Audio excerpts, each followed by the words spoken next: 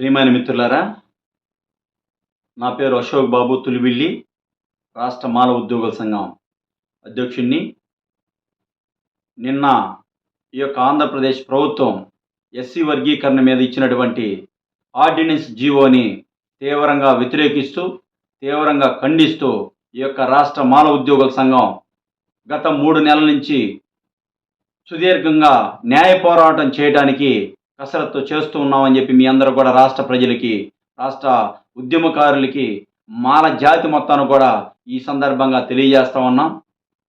నిన్న ఈ యొక్క రాష్ట్ర ప్రభుత్వం ఇచ్చినటువంటి దొడ్డిదారి యొక్క జీవోని తీవ్రంగా వ్యతిరేకిస్తూ వారం రోజుల ముందు నుంచే సుప్రీంకోర్టు మన న్యాయ సలహాల కోసం సీనియర్ అడ్వకేట్స్ని డేట్ తీసుకోవడం జరిగింది.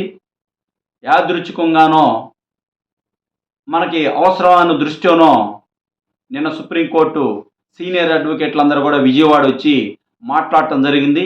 ఒక్కొక్కరితో మాట్లాడటం జరిగింది. అదేవిధంగా సీనియర్ అడ్వకేట్లతో పాటు మన యొక్క జాతిలో ఉన్నటువంటి మరొక సీనియర్ మాజీ న్యాయమూర్తి మరియు ప్రజెంటు ఈ యొక్క న్యాయవాది అయినటువంటి జడా శ్రావణ్ కుమార్ గారితో కూడా మాట్లాడటం జరిగింది.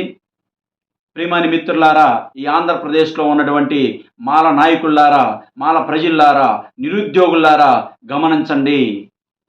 మనం ఇట్లాగే నిర్లిప్తంగా ఉంటే, నిర్లక్ష్యంగా ఉంటే ఈ యొక్క ప్రభుత్వాలు మాలలకు అన్యాయం చేయడానికి సిద్ధంగా ఉన్నాయి.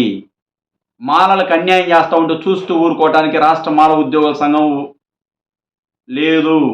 అదేవిధంగా మాలలు జేఏసీ నాయకులు కూడా రాష్ట్రంలో అందరూ కూడా కలిసికట్టుగా ఏకమైపోయి తప్పనిసరిగా కూడా సుప్రీంకోర్టు ద్వారా దీన్ని ఎదుర్కోబోతున్నాము.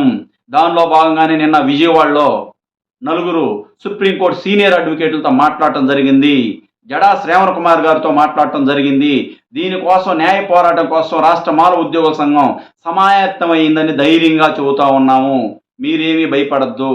దానికి కావాల్సినటువంటి అన్ని హంగులు ఆర్భాటాల కోసం రాష్ట్ర మాల ఉద్యోగుల సంఘం రాత్రి 10 జిల్లాల నుంచి వచ్చినటువంటి ప్రతినిధులతో మేమందరం కూడా కూర్చొని మాట్లాడి న్యాయ సలహాలు తీసుకొని రేపు ఆర్డినెన్స్ చట్టమయ్యి దాని యొక్క పూర్తి రూపం వచ్చేలోపు మనం కోర్టులో ఛాలెంజ్ చేయబోతా ఉన్నాము. ఎన్ని సంఘాలు వేసినా సరే తలగ్గకుండా రాజకీయ ప్రలోభాలకు కానీ, ఆర్థిక ప్రలోభాలకు కానీ ఎటువంటి భయానికి లోను కాకుండా రాష్ట్ర మాల ఉద్యోగుల సంఘం తప్పనిసరిగా నిలబడుతుందని మీ అందరికి కూడా నేను హామీ ఇస్తా ఉన్నాను. గతంలో ప్రజలు అనేక మంది నాయకులు నమ్మారు. ఇప్పుడు మాలలో అందరూ మోసం చేశారని బాధపడతా ఉన్నారు. నేను చెబుతా ఉన్నాను, ఈ రాష్ట్ర మాల ఉద్యోగుల సంఘ అధ్యక్షుడిగా చెబుతున్నాను, ఎటువంటి ప్రలోభాలకి, ఎటువంటి భయాలకి, ఎటువంటి ప్రభుత్వ ఒత్తిళ్ళకి లొంగము.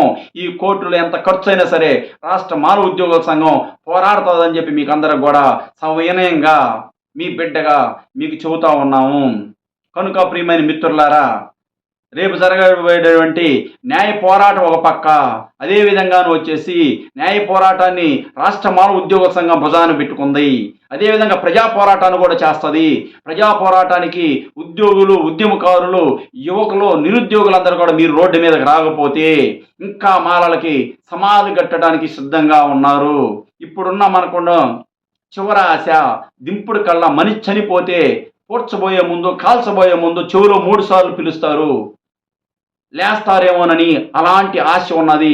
ఇలాంటి సమయాల్లో కూడా మన మాల జాతిని మనం మోసం చేయొద్దు.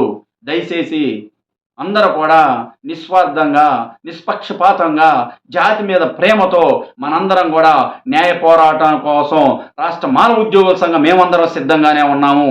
దానికోసం అన్ని జిల్లాలో ఉండే మా మాల ఉద్యోగ సంఘాల నాయకులతో కూడా మాట్లాడాము. వాళ్ళందరూ సిద్ధంగానే ఉన్నారు. ప్రజలు, నాయకులు మనందరం ఐక్యమత్యంగా ఉండి మాలలు ఐక్యం కాలేదంటున్నారు. మాలలు ఐక్యమయ్యాము, మాలలు చైతన్యమయ్యాము.